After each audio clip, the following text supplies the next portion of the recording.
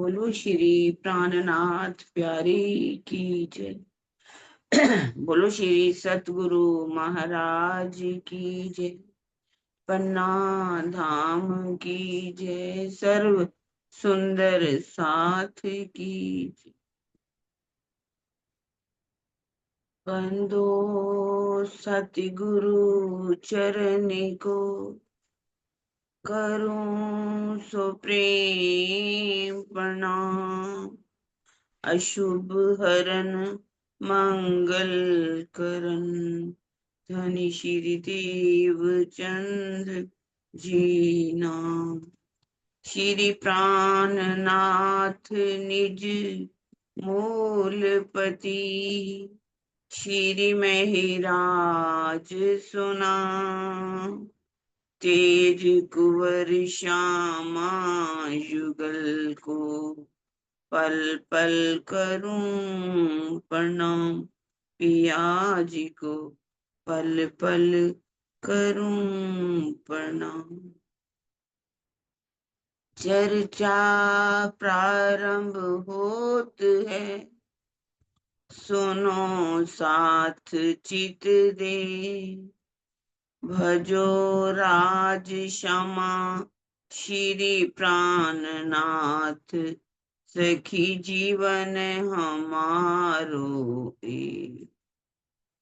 श्री महामती कहे साथ जी भया चर्चा का वक्त। अब तुम सुनियो चित दे लाल आगे आए बैठे इन तखत। लाल आगे आए बैठे इन तखत। साल नव से 90 मास नव हुए रसूल को जब। रूअल्ला मिसल गाजियों सैया उतरे तब। सैया उतरे तब। संवत 1638 से। प्रणाम जी सुंदर साथ जी। आप सबके चरणों में कोटान कोट प्रणाम जी। आप अक्षरथी धाम के धनी लालदास जी के धाम हृदय में विराजमान होकर के हम सबको तीसरे दिन की बीतक मोहम्मद साहब के बाद अब चौथे दिन की जो बीतक है रू अल्लाह मिसल गाजियों श्यामा जी और हम सब आत्माएं जब इस संसार में आई। क्योंकि मोहम्मद साहब की कल हमने बीतक सुनी। मोहम्मद साहब के बाद 990 वर्ष 9 महीने के पश्चात जब परम धाम की आत्माएं इस खेल में आई। पहले ब्रिज में आई, फिर रास में आई, और जब मोहम्मद साहब यहाँ आए उस समय परम धाम की आत्माएं नहीं आई।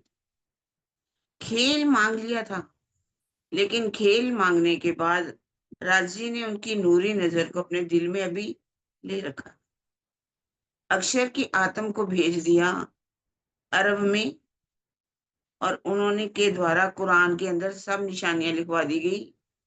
और अब सब आत्माओं को 1638 से में देवचंद्र जी के तन श्यामा जी, देवचंद्र जी के अंदर श्यामा जी, और सब हम आत्माओं जो है सभी तनों के अंदर प्रवेश करें।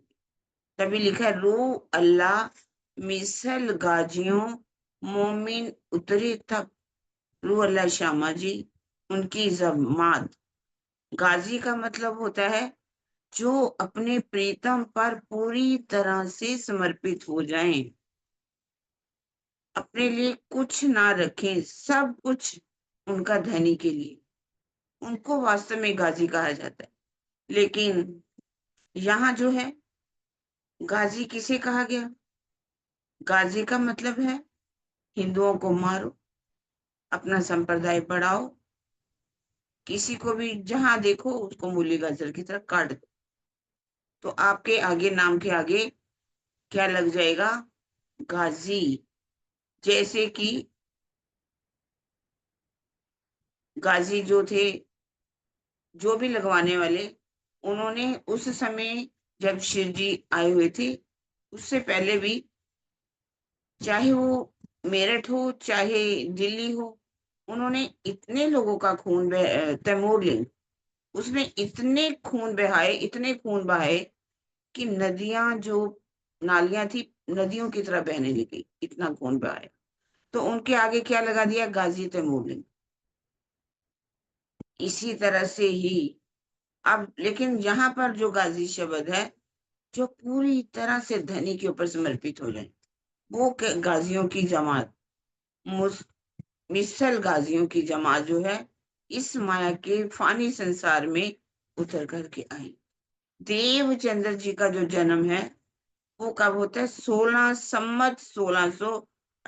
से आसो सुदी 14 को, आश्विन का महीना, 14 का दिन है।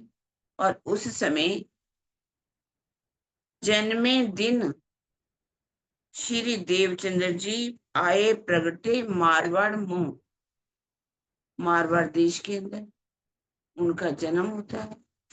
उनकी माता का नाम कुंवरबाई है, पिता का नाम मतु मेहता है, उमरकोट गांव है, मारवाड़ देश। जब उनका जन्म हुआ तो जब जन्मे मारवाड़ में घर अनंत अति नर नार, ये बधाई ब्रह्मांड में त्रिगुण समेत विस्तार। देवचंद्र जी का जब जन्म हुआ तो उनके परिवार वाले बहुत ही ज्यादा खुश हुए, क्योंकि कहा जाता है कि उनकी जो बेटा पैदा हुआ था, काफी समय बाद हुआ था। जो कहते कि कभी भी ये भी कह सकते कि बुढ़ापे के अंदर बच्चा हुआ। तो जब उनका जन्म हुआ तो उस समय त्रिगुण समेत विस्तार, ब्रह्मा विष्णु महेश सब के लिए ये बधाई का समय था। और ये सभी प्राणियों को क्या देने वाले थे? अखंड मुक्ति देने वाले थे। सुखदाई सबन को अखंड करनहार, विश्व बंदे अक्षर लो, शुक के प्रेक्षित सुखिया विचार। शुकदेव जी ने परीक्षित को श्रीमद् भागवत जब सुनाई तो उसमें पहले से ही लिखा हुआ था कि ये दोनों स्वरूप आएंगे, और ये दोनों स्वरूप क्या है? सारे संसार के लिए सुख देने वाले हैं, अखंड करने वाले हैं। जब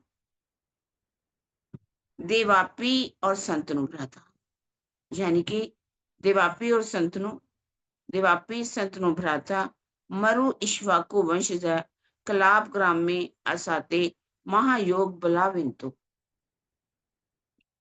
जब देवापी और संतनु इस संसार में आएंगे, उस समय जो देवापी है वो आएंगे शंतनु के भाई बन करके, और जो मरु हैं इक्ष्वाकु वंश के वंशज होंगे।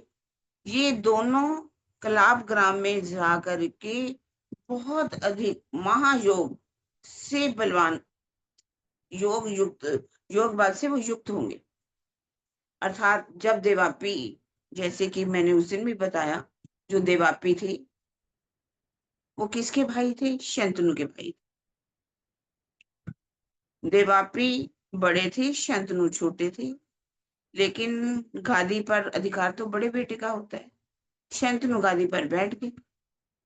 जब गादी पर बैठे तो कहा जाता है कि 12 वर्ष तक बिल्कुल भी बारिश नहीं हुई, अकाल पड़ गया चारों तरफ। तो ये सोचा गया कि क्या हुआ? तो सबने कहा कि कहीं ना कहीं ये आपके द्वारा देवापी के साथ अन्याय है। देवापी गादी पर बैठने का अधिकार रखते थे, लेकिन तुम गादी पर बैठ गए। जब गादी पर वो बैठे तो देवापी ने सोचा कि अब मुझे इस माया के संसार में नहीं रहना। कलाप ग्राम में वो चले गए, जा करके कितना तप किया, और उसके वरदान उनको मिल गया। उन्होंने मांगा था कि जब पार्वती इस संसार में आएंगे तो मेरे तन के द्वारा लीला होनी चाहिए। जब इधर शंतनु जो है इतनी देखते हैं कि अकाल पड़ गए, ढूंढ करके लाते हैं देवापी को कैसे भी, कहते आप चल करके राजा बनो, क्योंकि जो सारा संसार है, सारी जनता है, वो भूखी पे मर रही है। बारिश न होने के कारण चारों तरफ अकाल ही अकाल हो गया। अन्न कहाँ से उगे, कहाँ से कोई सब्जी, कुछ भी नहीं उग रहा था। पानी के बिना तो कुछ काम होता नहीं। फिर उन्होंने कहा देखो अब मैं इस राज्य को नहीं करूंगा, मुझे राज्य से कोई मोह नहीं है। अब अगर आप कहते हो तो मैं आपके साथ हवन करवाऊंगा। कहा जाता है उन्होंने हवन जैसे ही कराया, बारिश हुई। और ये शंतनु जिनके बेटे थे, उनके उनकी शादी जो है गंगा के साथ हुई। गंगा के जो बेटा साथ पहले बैठे हुए, उन्होंने जब उनसे शादी को कहा कि आप मुझसे शादी कीजिए, उन्होंने कहा देखो मैं शादी तो करूंगी आपके साथ, लेकिन किसी काम के लिए अब टोकना नहीं। उन्होंने कहा ठीक है मैं टोकूंगा नहीं। एक बेटा हुआ, दूसरा, तीसरा, चौथा, पांचवा, छठा, सातवां, जब कहा जाता है आठवां बेटा होने वाला था, हुआ, वो क्या करती थी, गंगा में बहा देती थी। तो अब उनसे रहा ही नहीं गया। कहती तुमने मेरे 7 बेटे तो समाप्त कर दिए, अब अगले बेटे को भी भेज पानी में डाल रही हो। उन्होंने कहा कि इनका श्राप था, मैं इनको श्राप से मुक्त कर रही हूँ, लेकिन अब मैं बेटे को साथ में लेकर के जाऊंगी, ये समय आने पर मैं आपको सौंप दूंगी। वो साथ में गंगा ले जाती, ये तड़पते रह जाते हैं, लेकिन वो जा करके ऋषि मुनियों के पास उनसे शिक्षा दिलाती है, उनको हर तरह से पंगत कर देती। 12 वर्ष के बाद वो आकर लेकर के आती है, कहती है देखो अब आपका बेटा पंगत हो गया, क्योंकि उसने क्या किया था, उनके घर के महल के पास ही जो गंगा बह रही थी, उसके ऊपर ऐसा पुल बांधा कि पानी का बहाव भी रुक गया। ये देख करके शंतनु बहुत हैरान हुई, और उसने एक तीर के साथ ही पानी को फिर से चला दिया, पुल टूट गया। तो शंतनु को जब बताया कि ये कोई और नहीं, ये आपका ही बेटा देवव्रत है, वो अपने घर में ले जाते हैं उनको। गंगा तो नहीं जाती साथ में। अब ये कहते कि यही राजा बनेगा। अब उसी गंगा के किनारे ये प्रतिदिन जब शिकार इत्यादि खेलने आते हैं, वहां देखते कि बहुत सुंदर नव युवती बैठी है। वो कौन थी? सत्यवती। उनसे इनको लगाव हो जाता है। कहते कि देखो सत्यावती, तुम मुझसे शादी करो। कहते इसके लिए आपको मेरे पिताजी के पास जाना पड़ेगा। पिताजी एक मछुआरे थे। उन्होंने कहा देखो मुझे कोई इतराज नहीं, मैं शादी तो कर दूंगा, लेकिन आपको क्या करना पड़ेगा, जो मेरी बेटी का बेटा होगा वही राजगद्दी पर बैठेगा। कहते ये कैसे हो सकता है, मेरा तो पहले से ही बड़ा बेटा है। जब मेरा वो बड़ा बेटा है पहले ही, तो मैं उसको राजगद्दी दूंगा। वो बात नहीं बनती, वापस लौट आते हैं, लेकिन उदास रहने लगते हैं बहुत ज्यादा। ये देखा देवव्रत ने कि मेरे पिताजी बहुत उदास रहते हैं। तब वो उसी सारथी के पास गए। सारथी, आखिर क्या बात है, पिताजी बहुत उदास रहते हैं। कहते कि कहते मुझे वहां ले चलो, और दिखाया जा करके कि ये सत्यावती है, इन्हीं को सारा दिन देखते रहते थे। क्या बात हुई ये तो मुझे नहीं पता। और वो सत्यावती के पिताजी के पास गए, और उन्होंने कहा कि आप मेरी पिताजी की शादी आप अपनी बेटी से क्यों नहीं कर देते? कहते हमें तो कोई इतराज नहीं है, लेकिन एक शर्त जरूर है कि जब शादी होगी, मेरी बेटी की जो संतान होगी, पहला बेटा होगा, वही राजगद्दी पर बैठेगा। कहते इसमें कौन सी बड़ी बात है, मैं गद्दी पर नहीं बैठूंगा, मैं कभी अधिकार नहीं मांगूंगा। कहते ये तो बात ठीक है, आप तो नहीं अधिकार मांगोगे, लेकिन आप भी तो शादी करोगे। जब शादी करोगे तो आपकी औलाद भी होगी, अगर वो होगी तो वो उसकी अधिकारी बन जाएगी। कहने लगे कि अगर ऐसी बात है तो मैं आज से भीषण प्रतिज्ञा लेता हूं कि मैं जीवन भर ब्रह्मचर्य का पालन करूंगा, और मैं गद्दी पर नहीं बैठ, वो भी शादी नहीं करूंगा। बेटा ही नहीं होगा तो कौन गादी पर बैठेगा? अब इस तरह से शंतनु के साथ सत्यवती की शादी होती है।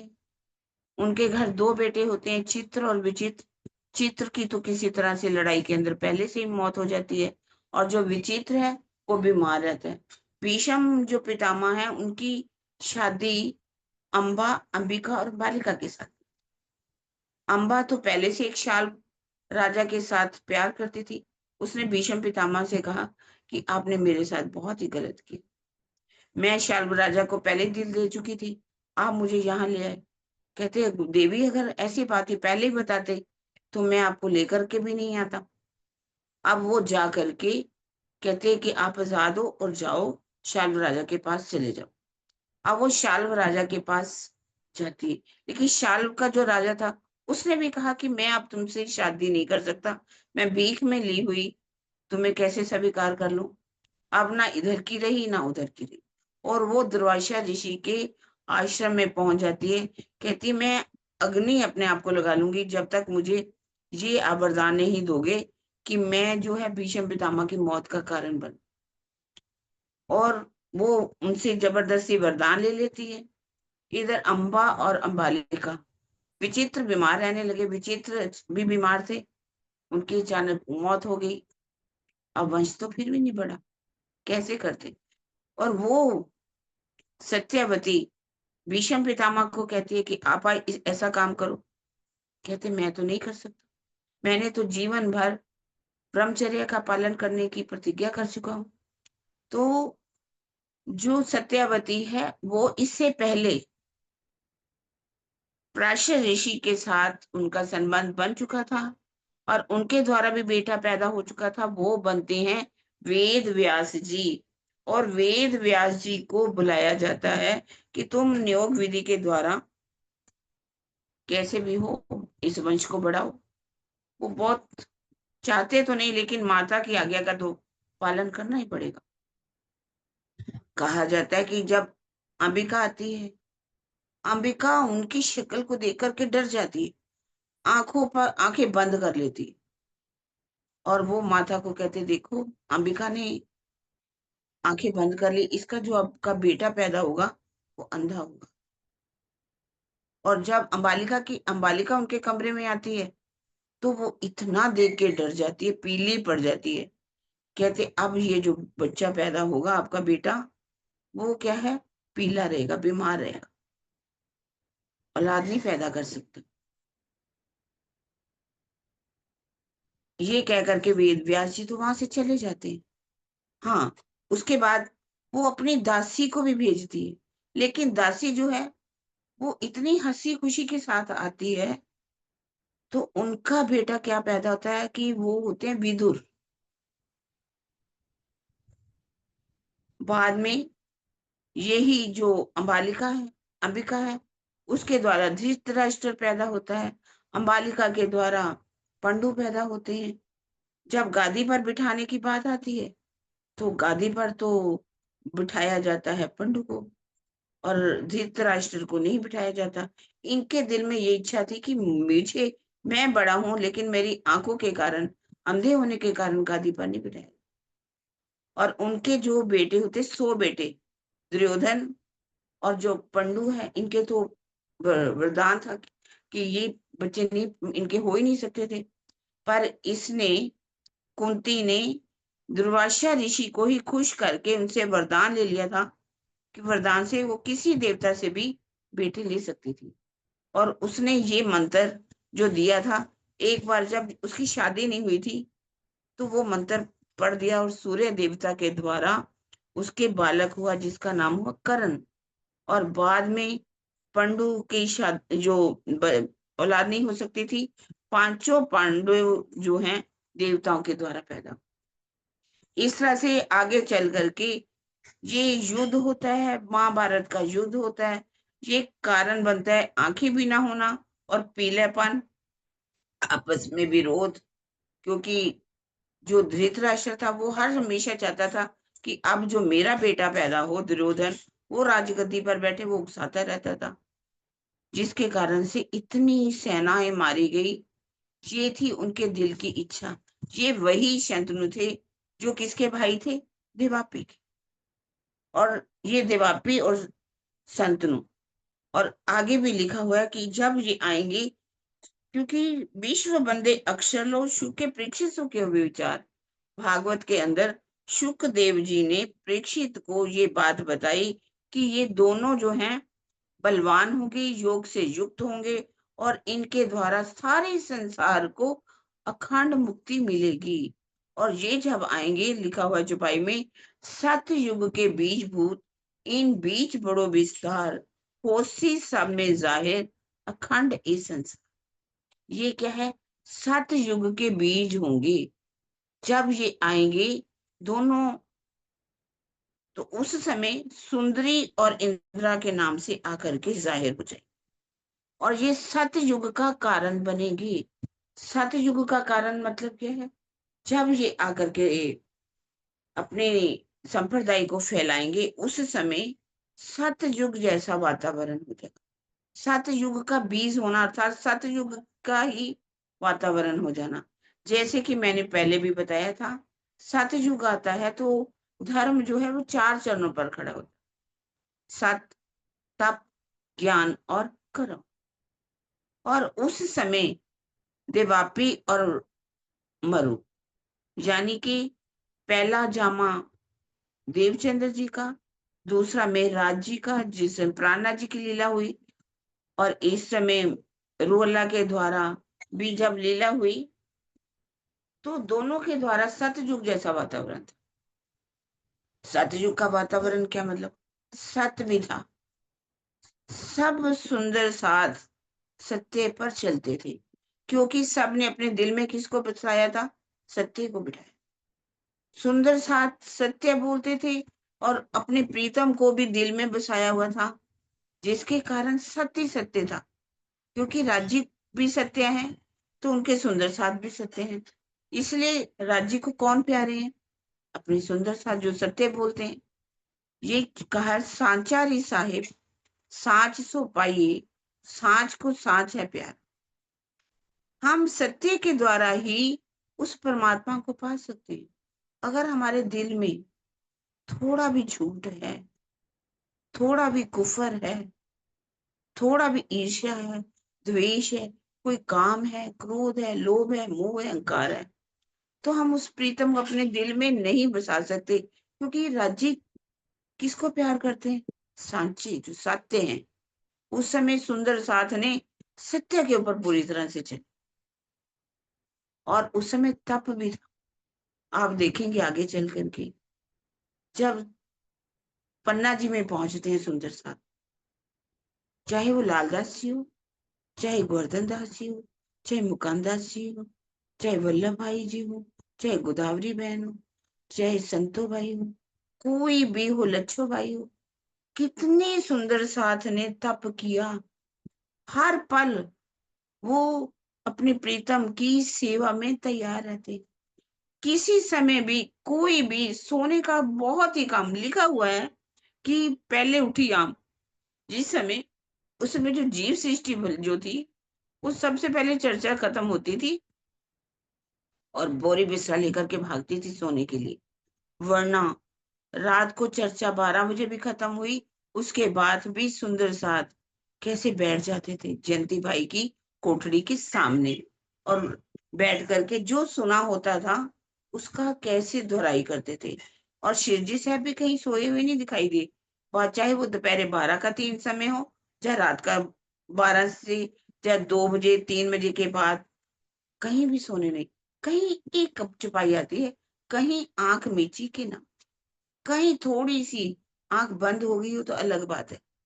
और सभी सुंदर साथ कैसे भाग भाग करके सेवा करते हैं, उनकी जैसी सेवा कोई नहीं कर सकता। इसलिए कहते तप पूरा था, ज्ञान भी पूरा था। ज्ञान का मतलब क्या है? सभी धर्म ग्रंथों का उनको ज्ञान था, क्योंकि सभी धर्म ग्रंथों की खोलने की कुंजी क्या थी? सुंदर साथ के पास। सुंदर साथ जो है, जो भी कोई आता, चाहे ईसाई आता, चाहे मुसलमान आता, चाहे हिंदू आता, चाहे बौद्धी आता, चाहे जैनी आता, उन्हीं को उन्हीं के ग्रंथों से सुंदर साथ समझा देते थे। तो ये इसका मतलब, वहां पर उस समय भी आप देखिए भागवत भी पढ़ी जाती थी,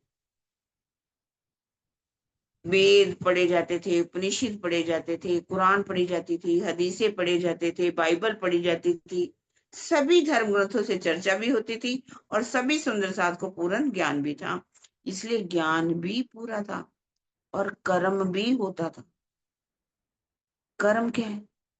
भले ही वो मानसिक भी था, सुरता के द्वारा भी करते थे, लेकिन प्रातः काल भी उठो रे प्यारे पिया, नवल अभिलाषी, जाग भयो चित रूप प्रकाशी।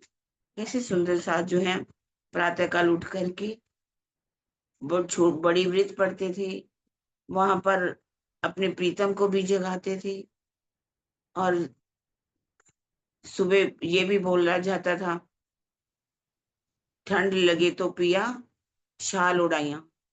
और दोपहर का भोग भी लगता था, बड़े प्यार से सुंदर साथ भोग भी लगाते थे।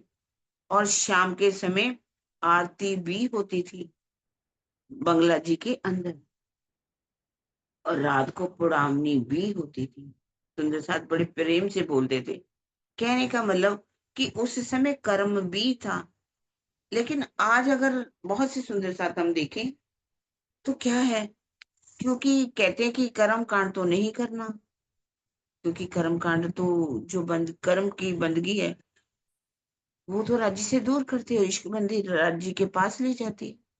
क्या सुंदर साथ जी, आज हम इश्क बंदगी में डूबे हुए हैं,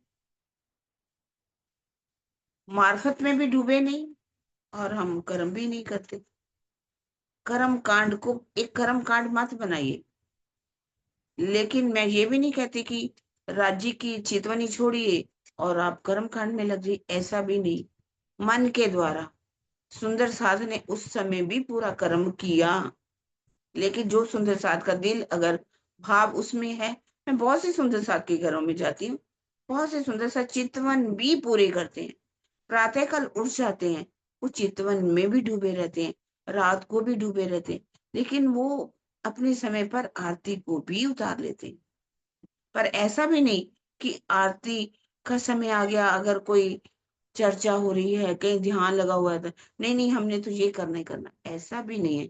लेकिन बताने का मतलब ये है कि उस समय कर्म भी होता था। इसलिए इसको कहा गया कि दोनों स्वरूप क्या है, सतयुग के बीजभूत, इन बीज बड़ो विस्तार, होसी सब में जाहिर, अखंड ये संसार। और ये जब आकर के जाहिर हो जाएंगे, सारे संसार को अखंड मुक्ति देंगे। और प्रहन चिंता के अंदर एक चौपाई आती है, सुंदरी च इंद्रा, नामाभ्याम चंद्र सूर्यो, माया अंधकार विनाशाय प्रतिबुद्धि विश्यति। मतलब क्या है, सुंदरी च इंद्रा, सखियो नामाभ्याम चंद्र सूर्यो। जब ये दो सखियां आएंगी, सुंदरी और इंद्रा, उस समय क्या है, उनके नाम के आगे क्या लगेगा, एक के नाम के आगे चंद्र लगेगा और दूसरे के नाम के आगे क्या लगेगा, मेघ, सूर्य के द्वारा सूर्य लगेगा। क्योंकि सुंदरी, यहाँ पर ये भी बात है, सुंदरी इंद्रा प्राण चिंता के अंदर आती, लेकिन वाणी के अनुसार हम सुंदरी जो है किसको कहेंगे, उनका नाम रखा गया सुंदरबाई। सुंदरबाई इन फेरे आयो है सात कारण जी, धनिये भेजे आवेश देके, अब न्यारे न हुए इखे न जी। अब उनका धर्यो बाई नाम सुंदर, उनका नाम रखा गया सुंदरबाई। लेकिन वास्तव में आत्मा कौन सी थी, श्यामा जी की आत्मा थी उनकी। श्यामा जी की आत्मा जब आई तो यहाँ पर उस स्थान उनको नाम दे दिया गया सुंदरबाई का। लेकिन ये नहीं कैसे परम धाम के अंदर वैसे तो कोई नाम है ही नहीं, लेकिन जैसे रास में भी पढ़ते हैं तो वहां नाम आ जाता है, सुंदरबाई का भी नाम आता है, श्यामा जी तो है ही है। तो यहाँ पर वो सुंदरबाई नहीं है जो परम, वहां पर नाम आता है सुंदरबाई का। और ये सुंदरबाई जो है, इनका नाम रखा गया। और जब इनका जन्म हुआ तो इनके नाम के आगे क्या लगा गया, देव चंद्र जी, क्योंकि लिखा था सुंदरी च इंद्रा। और इंद्रा जो है उन्होंने कहा था उनको सूर्य की नाम लगेगा उनके आगे। अब यहाँ जो वाणी उतरी, तो ज्यादा वाणी के अंदर नाम क्या आ जाता है? मेहिराज। हम पढ़ते हैं मेहिराज मेहिराज, लेकिन मेही का अर्थ क्या होता है? बादल। और अगर वो जो एक अपभ्रंश नाम है, वास्तव में उनका नाम है मिहिर राज। मिहिर राज। मिहिर का अर्थ क्या होता है? सूरज। तो इसका मतलब है कि नाम होना चाहिए मेहर, पर आम जो है शब्दों में मेहराज, वाणी के अंदर मेहराज जो है लिखा गया है। इसलिए ये चंद्र सूर्य की बात जो पुराण संहिता के अंदर लिखी गई है, उनके नाम के आगे चंद्र और सूर्य जो है लगा था। अब सभी धर्म ग्रंथों में उनके आन की निशानियां जो हैं लिखी हुई। अब जब देवचंद्र जी का जन्म हुआ, बचपन में ही उनके जब 11 वर्ष के होते हैं, तो उनके अंदर आता है, मैं कौन, कहाँ से आई हूँ, कहाँ है मेरा भरताल, मैं कौन हूँ, कहाँ से आया हूँ, और मेरा भरताल है कौन। सबसे पूछते हैं, बताओ मैं कौन हूँ, मैं कहाँ से आया हूँ, मेरी आत्मा का प्रीतम है तो है कौन। अब उनके प्रश्न का उत्तर कहाँ से मिले? क्योंकि मारवाड़ देश था, एक उमरकोट गांव था, रेगिस्तान था चारों तरफ, वहां पानी पीने को मिलता ही नहीं था।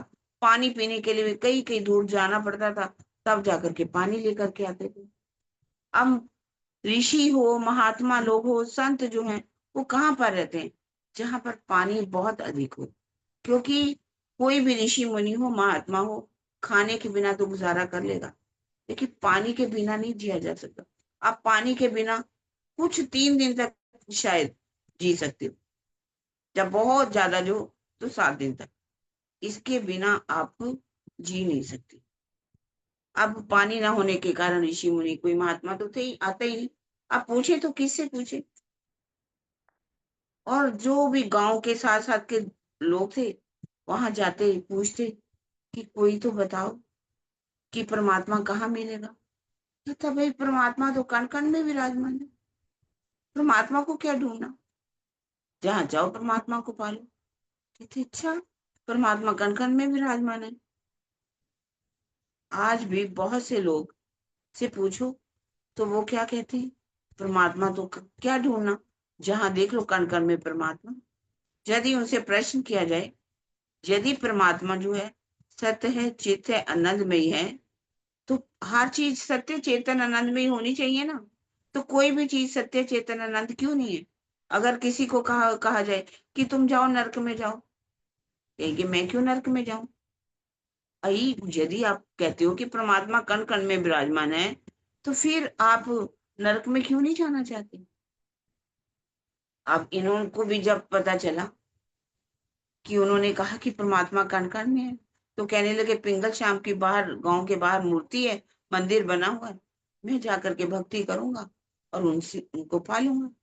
अब उठते हैं सुबह ही, 3 बजे से भी पहले उठ जाते हैं, उठ करके लौटा घर से लेकर के चलते हैं, दंत धमन का काम करते हैं, अपने आप को पवित्र करते हैं, कर करके मंदिर में चले जाते हैं। और मंदिर में जा करके 3-3 घंटे तक परिक्रमा करते हैं। 3 घंटे तक। 6 बजे के बाद जब लोग आना शुरू होते हैं, उससे पहले वो परिक्रमा करके घर में आ जाते। करते करते उनको परिक्रमा 5 वर्ष के लगभग बीतने वाले होते हैं, 16 साल के होने वाले हैं। तो एक बार वो अपने पिताजी, उनके जो थे घोड़े उठो के व्यापारी थे, वो सोचते हैं कि इनको भी कुछ व्यापार सिखाया जाए। वो लेकर के उनको कच्छ में चले जाते। अब जब कच्छ में जाते हैं, तो क्या देखते हैं, वहां पर बड़े बड़े दिहोरे, सत्संग घर, सब जगह कीर्तन हो रहा है, कथाएं हो रही हैं। पिताजी तो व्यापार में लगे रहते हैं, वो किसी मंदिर में जाते हैं, देखते हैं यहाँ तो बड़ी अच्छी कथा हो रही है। अब उसी समय दिल में ले लेते हैं कि अब जैसे भी हो, मुझे कच्छ में आना ही आना। पिताजी के साथ वापस लौटना पड़ा, क्योंकि पिताजी तो व्यापारी थे, उनका काम पूरा हुआ, बेटे को लेकर के वापस उमरकोट गांव में आ गए। अब जब उमरकोट गांव में आए, अब ये क्या करते हैं, सबसे पूछते रहते हैं, कोई कच्छ देश जाने वाला हो, कोई कच्छ देश जाने वाला हो, तो मैं उनके साथ कच्छ जाना चाहता हूँ। उनको किसी ने बताया कि यहाँ का जो राजा है, उसका वजीर जो है, उसके राजा के बेटे की शादी है, और खांडा लेकर के उनके बिहाने के बिना लेकर के जाने वाले हैं। और बालक उसकी राजकुमार की शादी की बजाय खांडा भेजा जाता था, क्योंकि उस समय चोर डाकुओं का बहुत जोर था। राजा जो थे अपने लड़के को नहीं भेजते थे, अपने उसके बेटे की जो खांडा होता था भेज देते, एक रख करके थाली में तैयार करके, उसी के साथ ही जाकर के फेरे करवा करके लड़की को ले आते थे। उनकी दुल्हन को ले आते थे, रानी को। इन्होंने सोचा मैं पूछूं जा करके, चले जाते हैं वजीर के पास। कहते हैं कि सुना कि आप बारात लेकर के कच्छ में जा रहे हो। कहते हैं हाँ जा रहे हैं। कहते हैं मुझे भी कच्छ में जाना है, आप मुझे साथ ले चलेंगे। कहते हैं हाँ हम ले चलेंगे, पर एक बात बताओ, हमारे पास तो 200 घुड़सवार हैं, एक रथ है, और उसमें ऊंट है। आप जाओ बताओ, आप कैसी, आपके पास कोई सवारी है? तो नहीं मेरे पास तो सवारी नहीं है। कहते अगर आपके पास सवारी नहीं तो हम आपको नहीं ले जा सकते, हमारे पास ऊंट हैं, घोड़े हैं, वो तो बहुत तेजी से चलेंगे, और आप पैदल कैसे चल सकोगे, आप हमारे साथ नहीं जा सकते। कहते अच्छा। वापस आ जाते, सोचते हैं कि ये मुझे पैदल चलने से तो मना नहीं कर सकते, जब बारात जाएगी मैं इनके पीछे पीछे दौड़ जाऊंगा और मैं कच्छ पहुंच जाऊंगा घर आकर के, क्योंकि संकल्प पक्का है ना, मुझे जाना है तो जाना है। कोई भी काम की अगर आप दिल से ठान लो कि मुझे ये करना है, तो काम हो जाता है। लेकिन कुछ लोग हैं, अपना संकल्प बनाते तो हैं, थोड़ा पहले तो करते ही नहीं, शुरुआत नहीं करते। अगर कुछ लोग शुरुआत कर भी देते हैं, आधे में लौट आते हैं। और कुछ ही होते हैं जो सोचते हैं आधे तक तो मैं पहुंच ही गया हूँ, वापस जाने में भी उतना समय लगेगा, क्यों ना मैं आगे बढ़ जाऊं, आगे बढ़ जाए। घर में जा करके सोचते हैं कि अब मुझे सामान जो है वो तैयार करना। बहुत ही पैर छुपाई है। घरों जाई के साज की राह की लेने लगे, थारी कटोरा लोहंडा और लोटा जल के। साथ सामान ले रखने के लिए एक थाली ले लेते हैं, एक कटोरा ले लेते हैं, रोटी बनाने वाला एक तवा सा है, वो भी ले लेते हैं, जल के लिए लोटा ले लेते हैं, और एक निमचा कमर को, और कपड़े पहनन की, बकुचा बांध तैयार भये, सब खर्ची बांधी टिन में। एक बकुचा तैयार कर लेते हैं, कपड़े भी रख लेते हैं, और उसमें जल का लोटा इत्यादि सारा सामान तो रख लेते हैं, भोजन सामग्री वो भी तैयार कर लेते हैं। सोचते हैं कि कुछ जाना है तो कुछ पैसे भी चाहिए, खर्ची भी रख लेते हैं। और एक सोचते हैं कटार नुमा तलवार जो है वो भी अपने पास रख लेते हैं। सोचते चोर डाकुओं का रास्ते में डर है, क्यों ना एक तलवार कटार नुमा रख ली जाए।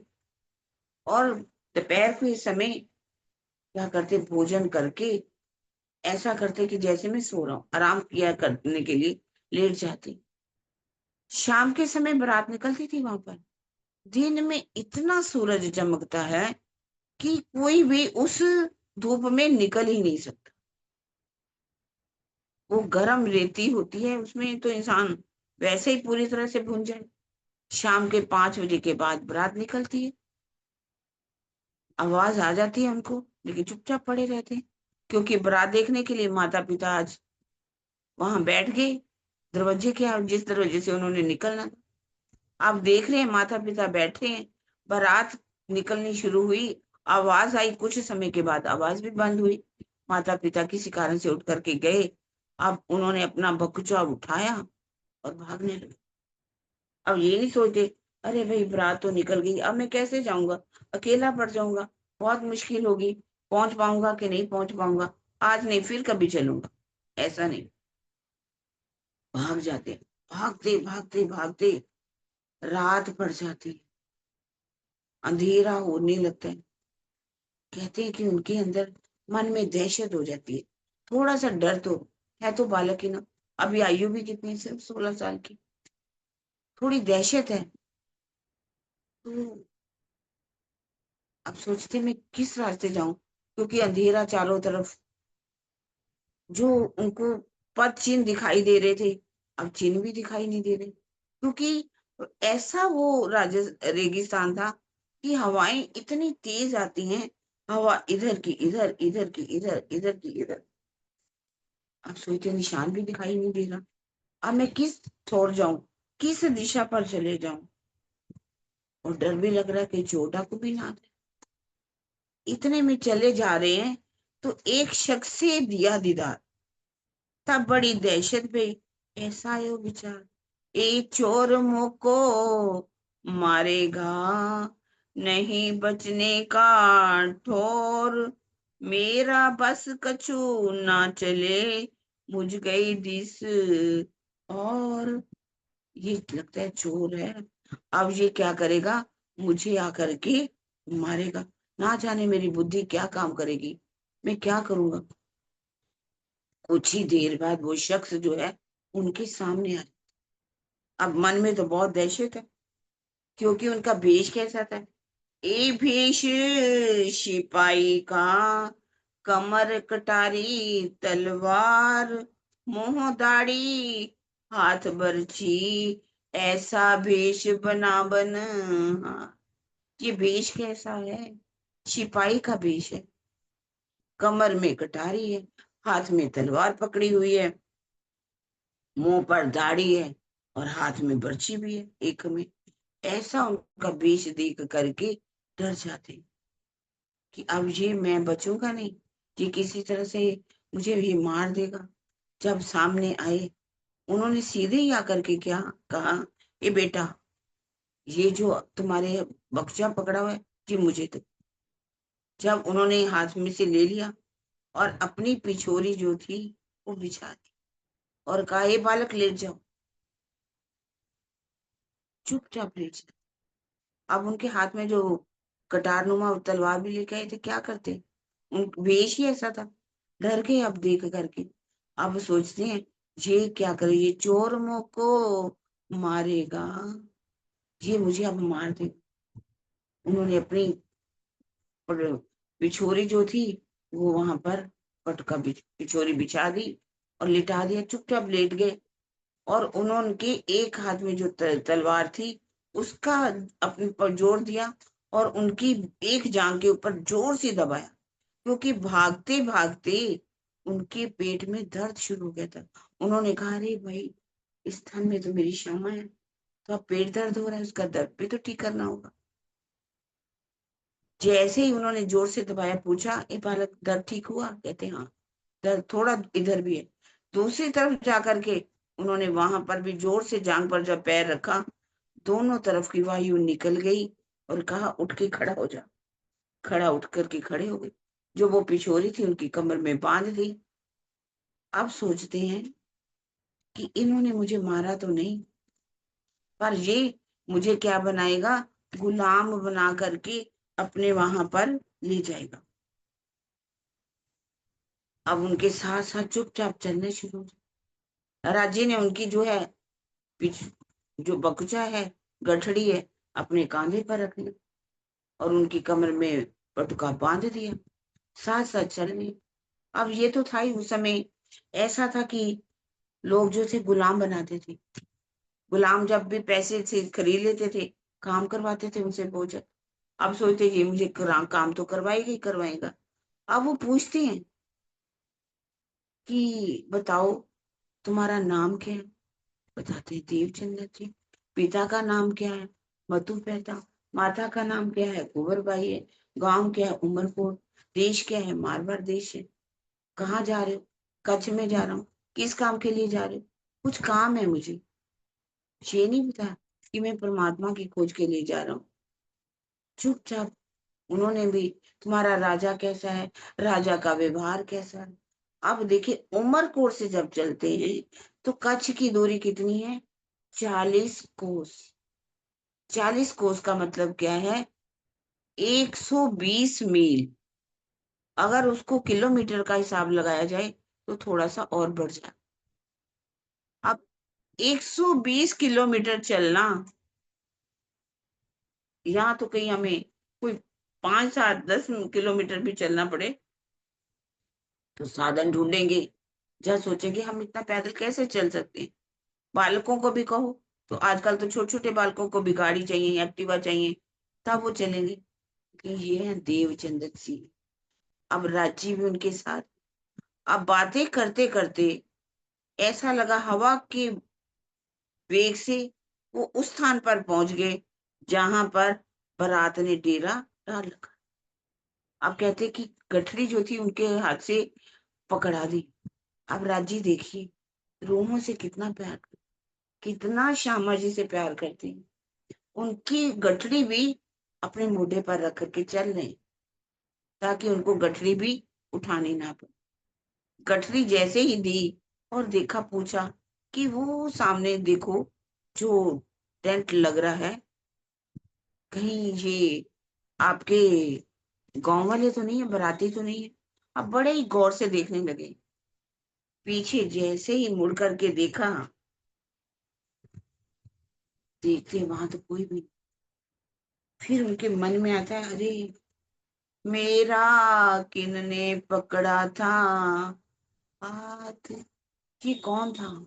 ये मेरा प्रीतम ही था, जो मुझे यहाँ तक लेकर के आया है। वो अवश्य ही मेरे साथ है, वो मैं उनको पा सकता हूँ। आप बताइए सुंदर साथ जी। बहुत से विद्वान जो हैं वो कह देते हैं कि राजी परम धाम से आते थे।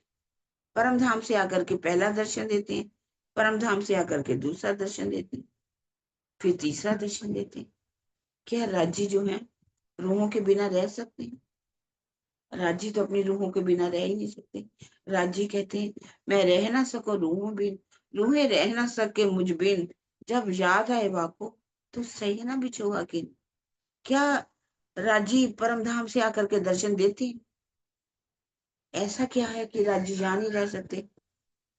राजी तो हर पल रूहों के दिल में है।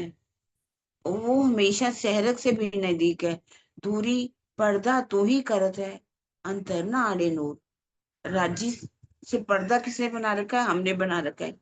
राजी तो हमारे साथ ही है, वो एक पल के लिए भी दूर नहीं हो सकता। अब राजी का वही आवेश आकर के सिपाही के वेश में दर्शन देते। अब जैसे ही सोचते हैं अब मैं क्या करूं, वो तो देखते ही नहीं। अब वो बरात की वहां पहुंच गए जहां उनकी कनातें लग रही थी। बाहर जो है पहरेदार खड़े थे। अब वो देखते हैं उनको, कहते कि आप अंदर कहाँ जाना चाहते हो? कहते मुझे वजीर से मिलना है। कहते वजीर? कहते "हाँ, आप कौन से गांव कहाँ से आए हो?" उन्होंने कहा मैं उमरकोट का हूँ। क्योंकि उस समय जो पहरेदार खड़े थे, जिनकी वो सेवा थी, किसी और गांव के थे। क्योंकि बारात में तो बहुत से लोग आते हैं। अब वो उनके साथ लेकर के पहुंच जाते वजीर के पास। जैसे ही वजीर के पास जाते, वजीर देख करके वो चक्का रह जाता है, हैरान रह जाता है। कहते देवचंद्र जी, तुम यहाँ पर कैसे आ गए? क्या तुम्हारे पास कोई सवारी थी? कहते नहीं, मेरे पास तो कोई सवारी नहीं थी। कहते फिर तुम कैसे आ गए? हमारे ऊंट और घोड़े तो थक करके चूर हो चुके हैं, उनको आराम के लिए हमने रोका हुआ है, और तुम कैसे आ गए?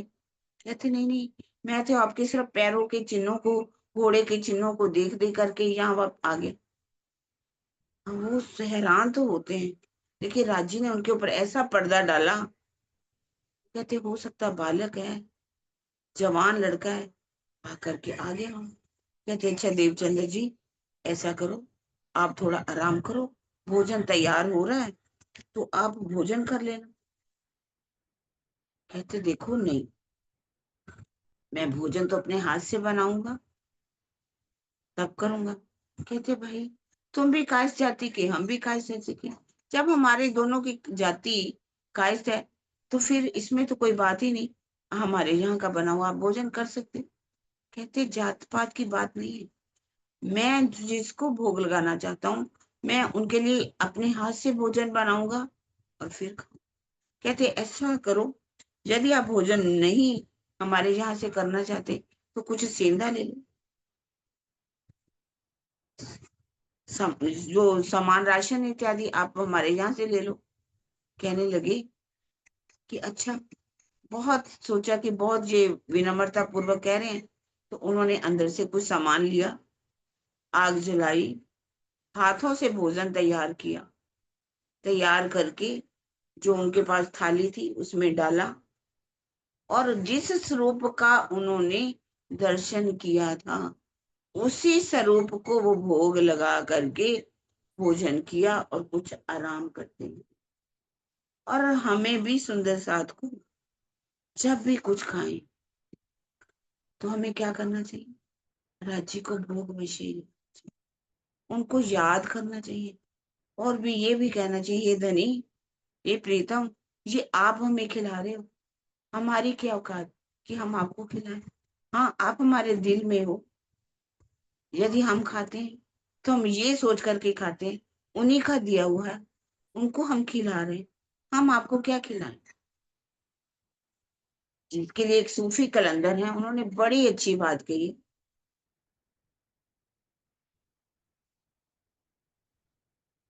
कि मैं अजब हैरान हूं भगवान, तुझे कैसे रिझाऊं मैं, खिलाता है जो सब जग को, उसे कैसे खिलाऊं मैं, जिसकी ज्योत से रोशन है सूरज चांद और तारे।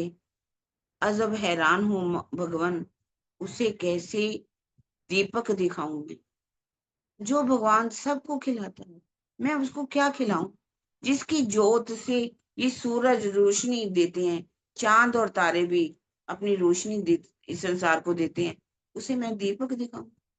ये एक हैरानी की बात। जब ऐसी बात कही, मन में जैसे हम सोच रहे हैं, उनके मन में आया कि मैं उनको भोग लगाऊं, पर उन्होंने भोग लगा करके आराम किया। कुछ देर बाद ही बारात जो है वो तैयार हो गई। जब बारात तैयार हुई, ये भी उठ करके तैयार हो गए। अब वही वजीर जिसने रात पहले आने से पहले मना कर दिया था, कहा कि आपके ऊंट पर कितने सवार हैं, क्योंकि वो रथ बनाया हुआ था। उन्होंने कहा कि 4 तरह जो हम पहले से ही बैठे हो, उन्होंने कहा इनको भी आप बिठा लीजिए, 5वां भी सवार कर लीजिए। उनको बिठा लेते हैं, बारात कच्छ में पहुंच जाती है। जैसे ही कच्छ में बारात पहुंचती है, वो तो अपने गंतव्य की ओर चली जाती है, और ये वहां उतर जाते हैं और वो ढूंढने लगते हैं। पिया भांत भांत तो को ढूंढिया, छोड़ धंधा सब और, पूछत फिरो सुहागनी, कोई बताए पिया ठो। क्योंकि खोजने से ही परमात्मा की प्राप्ति होती है। खोज बड़ी संसार रे, तुम खोजो रिसादो, खोजत खोजत सतगुर पाइए, सतगुर संकट, बिना खोज से तो कुछ नहीं मिलता। अब वहां पर देखते हैं कि एक बहुत बड़ा मंदिर जो मशहूर था, 84 घंटों वाला मंदिर उसको कहते थे। अब उस मंदिर में चले जाते, मंदिर में जाकर के देखते हैं कि यहाँ पर तो 84 प्रकार की मूर्तियां हैं, पर्दा लगा हुआ है, घंटे लगे हुए हैं, पर पुजारी पंडित जो है, पंडित जी से कहते हैं पंडित जी, वहां बैठे रहते पूरा दिन, शायद कथा होगी कथा होगी, लेकिन कोई कथा जब नहीं हुई तो कहते हैं पंडित जी कोई यहाँ कथा नहीं होती। कहते कथा किसकी करनी है, कथा की जरूरत क्या है। कहते क्यों, परमात्मा के को जाना हो तो कथा की तो जरूरत पड़ती है। कहते जहाँ साक्षात भगवान खड़े हों, साक्षात भगवान बैठे हुए हैं, तो कथा तो, वहां कथा की तो जरूरत नहीं। आप परमात्मा के दर्शन करना चाहते हो, आप जिस परमात्मा को चाहते हो उसी के पास चले जाओ, उसका पर्दा हट, घंटा बजाओ, पर्दा हटाओ, दर्शन पाओ। अब वो पहले से ही 5 वर्ष तक परिक्रमा कर चुके, उनको मालूम था कि इन मूर्तियों से मुझे परमात्मा की प्राप्ति नहीं होनी। अगर मैं इन्हीं मूर्तियों की पूजा करूंगा, इनके दर्शन करूंगा, तो ये परमात्मा तो है नहीं। परमात्मा तो जो है वो सच्चिदानंद, तो ये मैं कैसे मानूं कि ये परमात्मा, उनका दिल मानता ही नहीं, इसलिए वो वहां से चलते। क्योंकि आज भी सब जगह देखिए जड़ मूर्ति की पूजा हो रही। जो भी देखो मूर्तियां बनाते हैं, कहीं भी मूर्ति बनाते हैं और पूजा शुरू कर देते हैं, मंदिर बन जाता है। देखते देखते वो विशाल मंदिर बन जाता है, लोग बना देते हैं। क्योंकि जड़ मूर्ति की पूजा करने से हमारी बुद्धि भी जड़ हो जाती। अगर चेतन की पूजा करेंगे तो हमारी बुद्धि चेतन होगी। इसलिए उन्होंने कहा कि मुझे तो नहीं यहाँ पूजा करनी, ना मुझे यहाँ के दर्शन करने। आज भी हमारे समाज के अंदर हम देखें तो ये एक प्रथा है, मूर्तियां बना दी जाती है। और यहाँ तक कि जयपुर की तरफ चले जाओ, राजस्थान में मूर्तियों की बहुत बड़ी मंडी लगती है, मंडी है एक तरह से, फैक्ट्रियां बनी हुई जहां पर मूर्तियों को बनाया जाता है। आप जैसी भी चाहो, जैसा भी भगवान खरीदना चाहो, खरीद करके ले। अभी भी कुछ दिनों के बाद ही आप देखेंगे गणेश की पूजा होगी। यहाँ पर गणेश की इतनी मूर्तियां बनती हैं कि लाखों करोड़ों का बिजनेस होता है इस समय। और वहां से मूर्तियां खरीद करके लाते हैं। मूर्तियां जगह जगह सड़कों के ऊपर लग जाएंगी और 10 दिन तक उनकी खूब पूजा होगी। गणपति अप्पा मोरिया, गणपति अप्पा मोरिया। और 10 दिन के बाद जब मूर्तियां लेकर के आई जाती हैं, पूरे रास्ते बंद हो जाते, आप निकल नहीं सकते, घंटों आपको ट्रैफिक में जाम मिलेगा। और जब उनका विसर्जन होता है, कई बैंड बाजों के साथ मूर्तियों को ले जा करके वहां पर पानी के अंदर डाल दी। ये प्रथा चलते चलते पूरे देश में फैल गई। पहले सिर्फ महाराष्ट्र में थी, गुजरात में आई, गुजरात में बढ़ी। और अब तो आप देखिए दिल्ली में चले जाओ, पंजाब में चले जाओ, हरियाणा में चले जाओ, राजस्थान में चले जाओ, कहीं भी चले जाओ, यूपी में आज ये प्रथा चल गई। सब अपने अपने घरों में मूर्तियां खरीदते हैं, ले आते हैं। कुछ दिन की, कोई 2 दिन की पूजा करता है, कोई 4 दिन की पढ़ता है, कोई 6 दिन की करता है, कोई 10 दिन की करता है। आरतियां उतारते हैं और वही मूर्तियों को जा करके जहां भी देखो गिरा देते हैं। क्योंकि यहाँ तो, इधर तो कई समुद्र हैं महाराष्ट्र में, तो मूर्तियों को समुद्र में डाल दिया जाता है। लेकिन जहाँ पानी नहीं होता, गंदे गंदे नाले पानी के बहते हैं, उनमें जाकर के मूर्तियों को डाल देते हैं। जिस मूर्ति की आपने 10 दिन तक पूजा की, उसी मूर्ति को तुम क्या करते हो, पानी में जाकर के विसर्जन कर देते हो। और उन्हीं मूर्तियां, पानी तो होता ही नहीं, इतनी गंदगी होती है, इतनी बदबू आती है कई बार कि वहां खड़े रहना नहीं होता। और वहीं उसी में आप मूर्तियों को डाल रहे हो। ये कैसी पूजा है? इसको पूजा कहते हैं कि जिस भगवान को आपने पूजा की उसी को गंदगी में डाल दिया। और वहां कुत्ते गंदगी लोग फेंकते हैं, इतना पॉल्यूशन हो जाता है, इतनी गंदगी फैल जाती है कि कितने समय तक उन मूर्तियों को टूटने में, मिट्टी होने में बहुत समय लग जाए। चाहे तो उसी मूर्ति को वो लोग रख सकते हैं और अगले साल भी उसकी पूजा करेंगे। लेकिन नहीं, क्योंकि अब तो नई मूर्ति आएगी और फिर से उसकी पूजा करेंगे। लोग क्या करते हैं, मूर्ति बनाते हैं, उसमें प्राण प्रतिष्ठा करते हैं कि इसमें हमने, पुजारी लोग कहते हैं कि हमने प्राण प्रतिष्ठा कर दी। क्या आपने प्राण डाल दिए? आप इतने बड़े हो गए कि आप भगवान के प्राण भी मूर्तियों में डाल देते हो मंत्रों के द्वारा। अगर आप में इतना है, उस ये मूर्तियां अगर प्राण प्रतिष्ठा से चेतन हो जाती हैं, तो आपके परिवार में तो कोई मरना ही नहीं चाहिए, उनमें भी आप प्राण डाल सकते हो। लेकिन ऐसा नहीं होता। अब ये वहां से चलते हैं और पहुंच जाते हैं संन्यास मत वालों के पास। संन्यास मत में जब पहुंचते हैं, वहां जाकर के कहते हैं कि मुझे परमात्मा का दर्शन करना है। इसके लिए जो, हाँ, बहुत एक अच्छा दोहा है, किसी ने बनाया है, मूर्तियों के ऊपर लिखा है, पत्थर पूजने से कुछ ना मिले, पुस्तक पढ़ने से मिले ज्ञान, मंदिर जाने से अगर भगवान मिले तो पुजारी क्यों मांगे आपसे दान?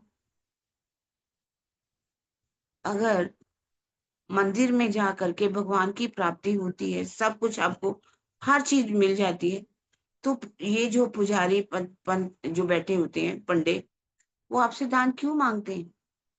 आप उनके, उसको तो भगवान से सब कुछ ले लेना चाहिए। तो वो आप जब जाओ तो मंदिरों में जाओ, तो वो देखते रहते कि ये हमें कितनी भेंट देगा, ये कितनी देगा, कितनी दक्षिणा देगा। तो अब ये जब जाते हैं सन्यास मत वालों के पास, सन्यासी जो होते हैं बहुत बड़े माने जाते हैं सन्यास मत वाले।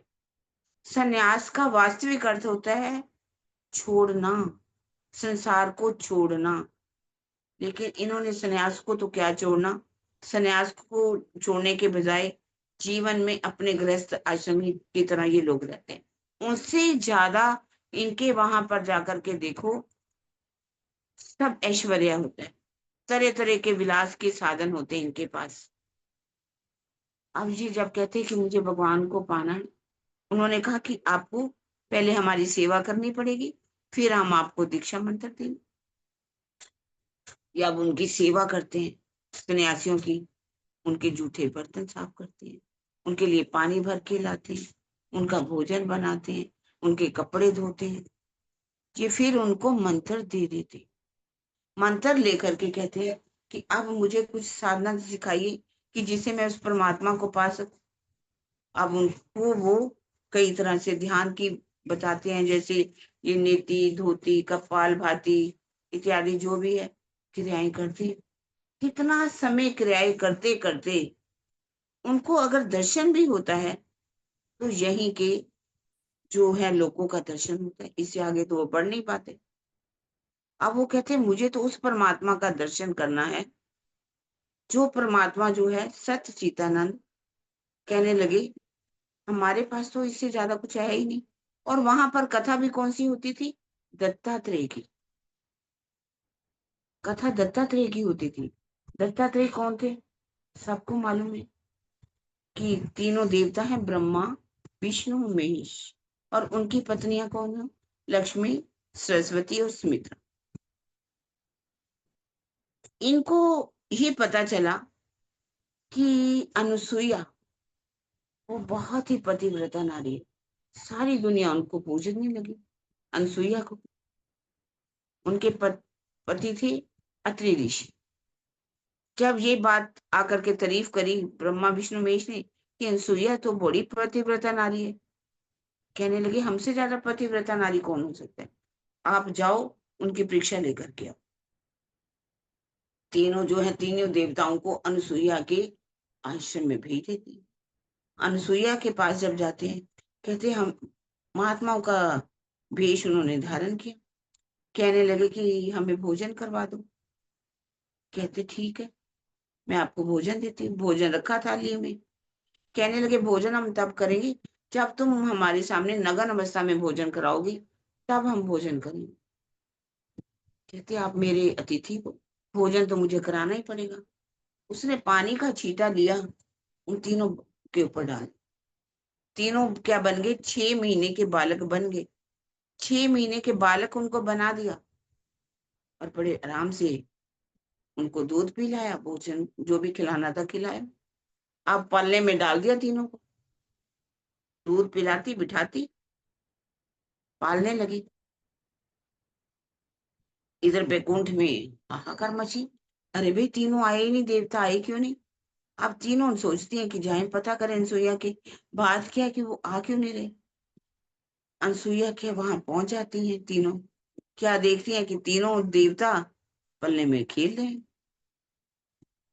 चरणों में झुक जाती है उनके पतिव्रता नारी के सामने, झुक करके माफी मांगती हैं। कहते हमारे पति लौटा दो। तब उन्होंने भी पानी का फिर से छिट्टा दिया, तीनों देवता बन गए।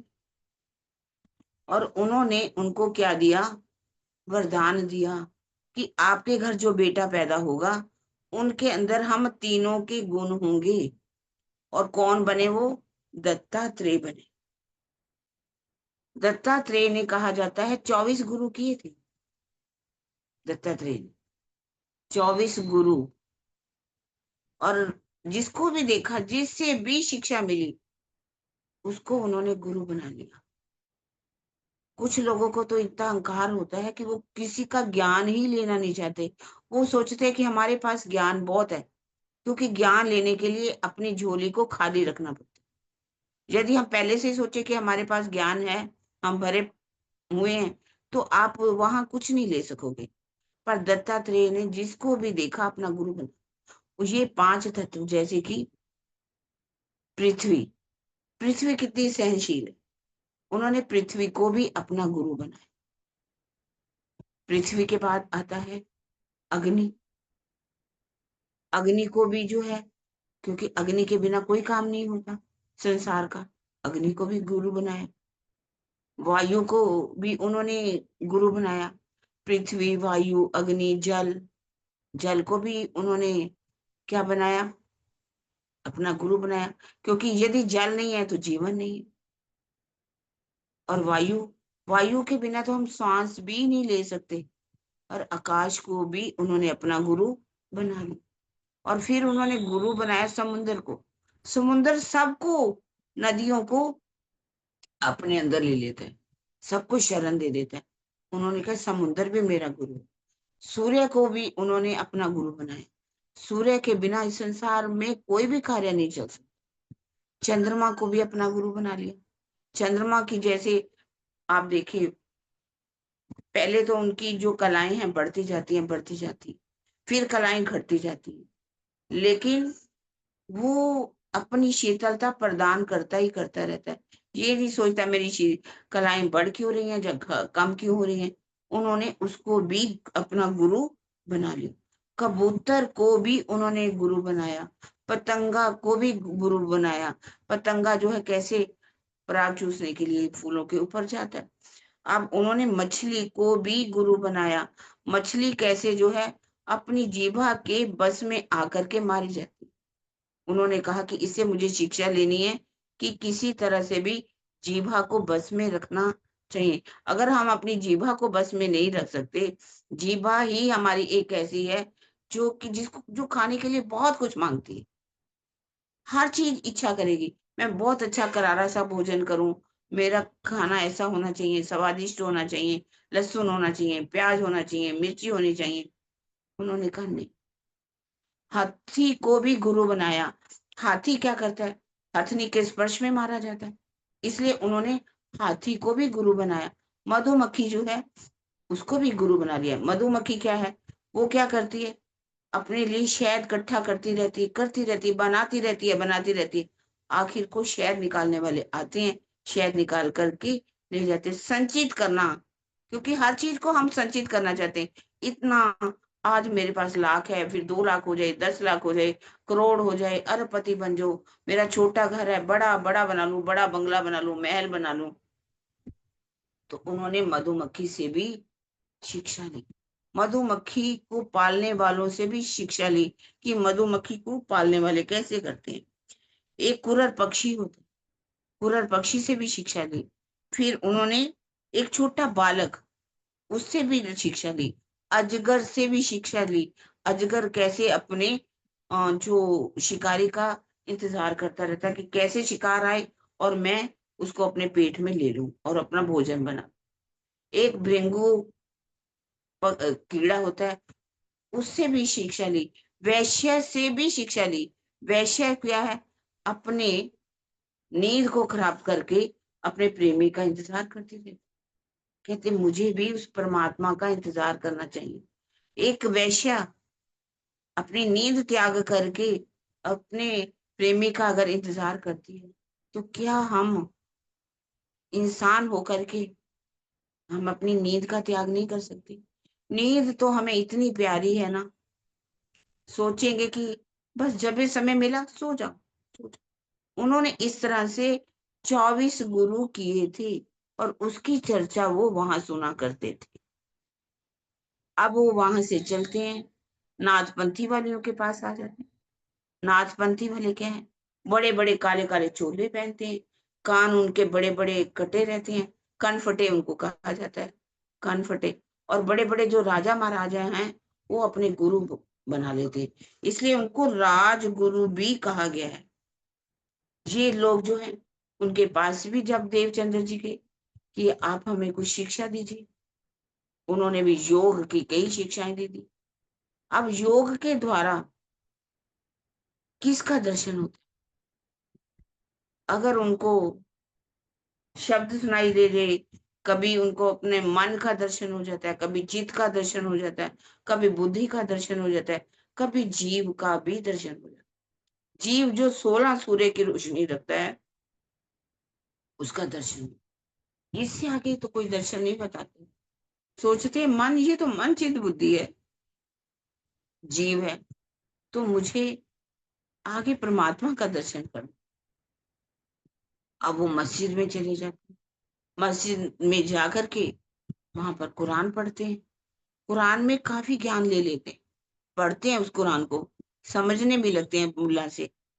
लेकिन वहां के और कुछ ऐसे कर्मकांडी लोग आ जाते हैं, कहते ये तो हिंदू है। जब तक ये कलमा ना स्वीकार करे, कलमा पढ़े, नमाज पढ़े, रोजा रखे, जकात दे, तब इसको नमाज पढ़ने देनी चाहिए। आप इसको नमाज नहीं पढ़ने दे सकते। इस तरह से उनको वहां पर मस्जिद में से निकाल दिया जाता है। वहां से चलते हैं शमशान घाट की तरफ, कापड़ी लोग रहते हैं जो कि मुंड लेकर के, गले में मालाएं डाल करके, तरह तरह की, उन्होंने देखा ये बहुत बड़ी बड़ी तांत्रिक विद्याएं करते, उनका मन नहीं मानता, कहते नहीं, मुझे ये तांत्रिक विद्याएं नहीं सीखनी। तब वो वहां से चलते हैं, ब्राह्मणों के पास जाते हैं। और ब्राह्मणों के पास जब जाते हैं तो क्या देखते हैं कि ब्राह्मण लोग क्या करते हैं, लोगों के घरों में जाते हैं, वहां पर उनकी क्रियाएं कराते हैं। परमात्मा की भक्ति का तो इनके पास कुछ है ही नहीं। कर्म कांड में ये लोग लगे हुए हैं, श्राद्ध पर चले गए, किसी का तर्पण करा दिया, किसी की शादी करवा दी। यहाँ पर देवी वालों के पास जाते हैं, देवी की जो लोग पूजा करते हैं, पर देवियों की पूजा में भी इनका दिल लगता नहीं। अब सोचते हैं मुझे कहाँ जाना चाहिए, भोजनगर में हरिदास जी के पास। भोजनगर में वो आ जाते, उनके पिताजी के गुरु थे हरिदास जी। हरिदास जी को पता चला कि ये किनके बेटे हैं, मधु मेहता के बेटे। वो अपने पास उनको रख लेते, वहां पर अब वो गुरु जी की सेवा करते हैं, क्योंकि गुरु जी के ऊपर वो इतना फिदा हो जाते हैं उनकी अंगना भाव सेवा देख करके। क्योंकि उनके पास दो मूर्तियां थी, एक बाल मुकुंद जी की मूर्ति थी और एक बांके बिहारी की। वो उन मूर्तियों की जो सेवा तो करती हैं मूर्तियों की, पर उनके दिल में एक अंगना भाव था, श्रद्धा भाव था। वो अपने आप को बांके बिहारी की अंगना मान करके उनकी सेवा करते थे। और सेवा भी करते कैसे, ऋतु के अनुकूल सेवा। जब गर्मी की ऋतु आती थी तो बहुत ही महीन कपड़े बनाते थे, तरह तरह से टाट टाटरी लगा करके पानी छिड़कते ताकि ठंडक बनी रहे, पंखे का इंतजाम करते। और जब सर्दी की ऋतु आती तो सर्दी के हिसाब से वो अंगीठी जला करके रखते, अपने बांके बिहारी बाल मुकुंद जी के जो वस्त्र थे उनको गर्म करते, तब उनको पहनाते। और खुद भी गर्मी में तो दिन में 4 बार रोज स्नान करते थे, और जब सर्दी की ऋतु आती थी उसके अनुसार वो 2 बार स्नान। और इस तरह से वो अपने दोनों की सेवा में सेवा करते रहते थे। वहां पर कथा भी होती थी भागवत की, और रात के 12-12 बजे तक वो कथा सुनते थे। आप अपने गुरु की सेवा भी करते थे। गुरु की सेवा, उनके कपड़े धोना, उनके बर्तन साफ करना, उनकी मालिश करना, पानी भर के लाना, तरह तरह से सेवा करते थे। अब उन्होंने एक पत्र लिख करके मधु मेहता जी को भेज दिया, क्योंकि मधु मेहता जी ने भी एक पाती लिख करके भेज दी थी कि अगर हमारा बेटा घूमता हुआ कहीं यहाँ आपके पास आ जाए तो आप मुझे सूचित करना। क्योंकि माता का तो इतना बुरा हाल था, उनका एक इकलौता बेटा, वो भी घर से निकल गया। माँ का तो रो रो करके बुरा हाल था, क्योंकि माँ की ममता ही ऐसी। कोई भी माता पिता अपने बच्चे को सन्यासी नहीं बनाना चाहेंगे, कितना भी बड़े हो जाए। वो कहीं सोचेंगे कि हमारा बेटा बड़ा हो, कुछ पढ़े लिखे, कुछ काम करे, व्यापार करे, पैसा कमाए, शादी करे, बहू लेकर के आए, हमारे वंश को आगे बढ़ाए। हर माता पिता की एक ही इच्छा, हमारी भी सेवा करें। अब इसी तरह से ये जो मधु मेहता थी, उनकी पत्नी जो थी कुंवर बाई, उनका रो रो करके बुरा ही हाल था। अब जैसे ही पाती पहुंची कि उनका बेटा उनके पास आ चुका, उन्होंने वहीं पर घर बार बेचा, व्यापार खत्म किया, उठे, गाड़ियों को बेचा, पैसा लिया।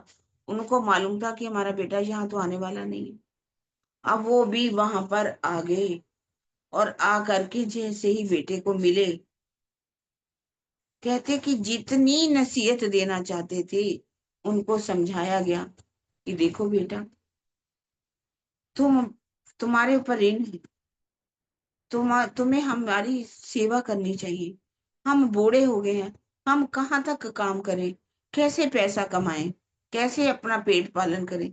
तुम जवान हो गए, तो तुम्हें चाहिए कि तुम कुछ पैसा कमाओ, हमारी सेवा करो। अब उनके ऊपर तो कोई असर होता ही नहीं, क्योंकि माता पिता कोई महात्मा तो बनना देना चाहते नहीं। लेकिन कई ऐसे भी आज हम देख रहे हैं, एक करोड़पति परिवार का छोटा सा बालक, उनका इकलौता बेटा है, उन्होंने उस बच्चे को जैन धर्म में दे दिया सेवा के लिए। कौन होगा जो ऐसा कर सके? और इसी तरह से ही मधु मेहता जी हैं।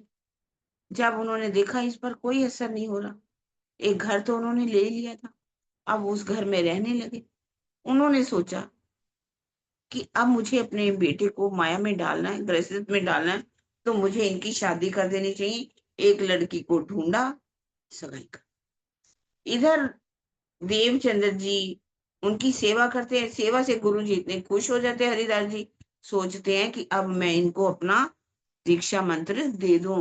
दीक्षा मंत्र देना था उन्होंने, तो उनको पता चला कि सिर के मुख के सब बाल निकाल के मुंडन करवा के आना पड़ता है।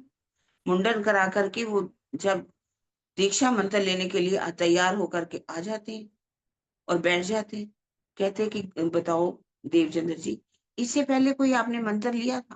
कहते हाँ, मंत्र तो मैंने लिया था। किससे लिया था? संन्यास मत वालों से लिया था।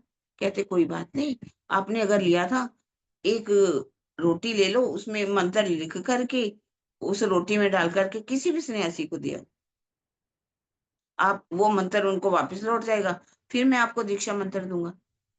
कहने लगे गुरु जी, जो मुझे पहले दीक्षा मंत्र मिला है, अगर वो बहुत बलशाली होगा, आपका दिया हुआ जो जो आप मंत्र मुझे देने जा रहे हो, वो वहां पर काम नहीं करे। यदि आपका मंत्र बलशाली होगा, तो उसका असर तो अपने आप ही निकल जाएगा। ऐसा ये कर्म कांड करने की तो कोई जरूरत नहीं। हरिदास जी भी उनकी बात सुनकर के चुप हो। अब उनको बिठा करके मंत्र देते हैं, भजमन श्री वृंदावन कुंज विहारी नित्य विना। ये मंत्र लेकर के बहुत ही खुश हो जाते हैं, अपने आप को अंगना भाव मान करके अब वो घर लौटते हैं। जब घर तो रहते ही हैं, चले जाते, माता पिता आ जाते हैं। तो माता पिता ने तो उनकी सगाई करी थी। शादी का दिन भी वही निश्चित होता है जो निश्चित हरिदास जी ने किया, क्योंकि उस समय भी फलित जो था, ज्योतिष था। और आज भी हर काम किसके द्वारा होता है? फलित ज्योतिष के द्वारा। क्योंकि जो पंडित लोग हैं, लिख करके नक्षत्रों के हिसाब से, नवग्रहों के हिसाब से निकालते हैं कि ये समय आपके लिए शुभ है और ये भी समय शुभ है। क्योंकि शादी का समय गृहस्थ में, इधर तो गृहस्थी से निकाला जा रहा है। उनको वो दीक्षा मंत्र दिया जिससे परमात्मा की प्राप्ति होती है। और पिता ने भी जो है वो समय वही निकाला जिसमें कि माया में फंसाया जाए।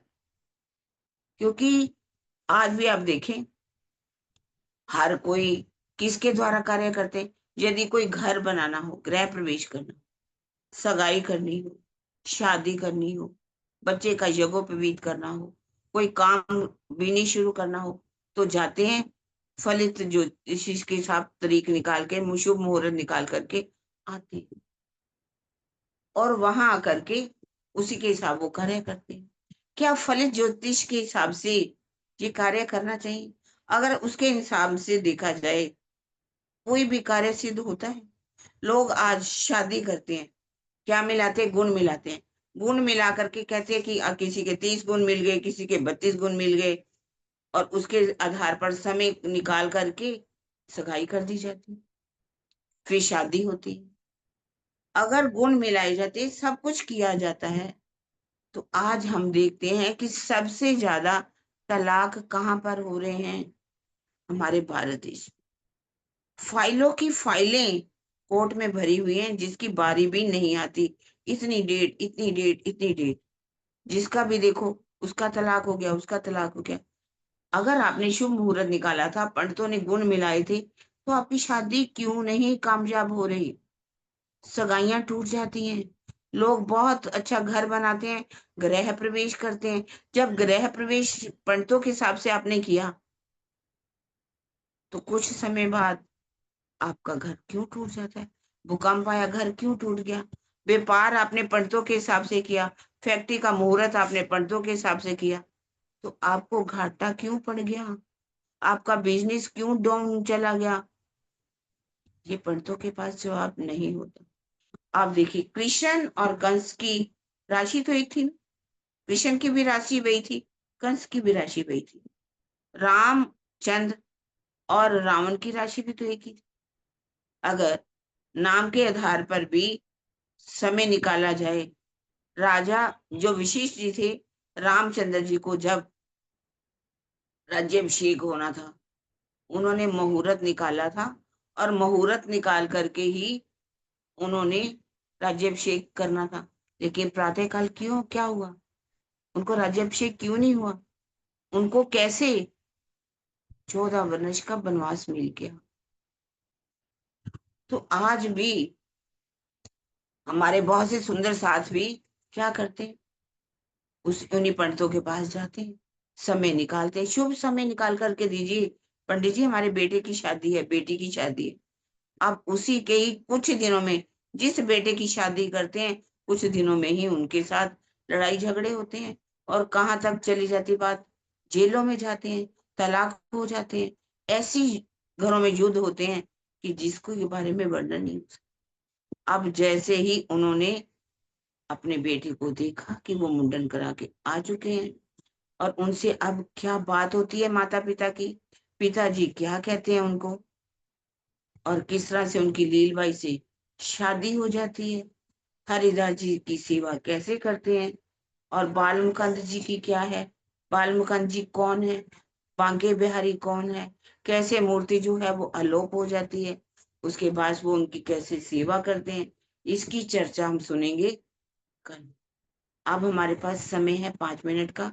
उससे पहले मैं चौपाई को दोहरा देती हूँ, और दोहरा करके फिर जो भी बात करनी है सुंदर साथ कर सकते हैं, अपने सेशन को समाप्त कर सकते हैं।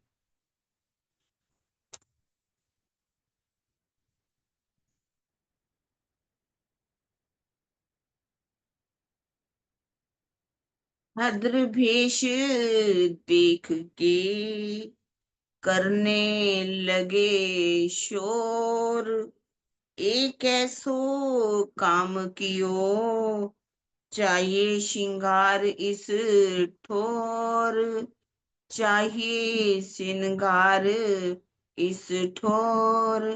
बोलो श्री प्राणनाथ प्यारी की जय। बोलो श्री सतगुरु महाराज की जय।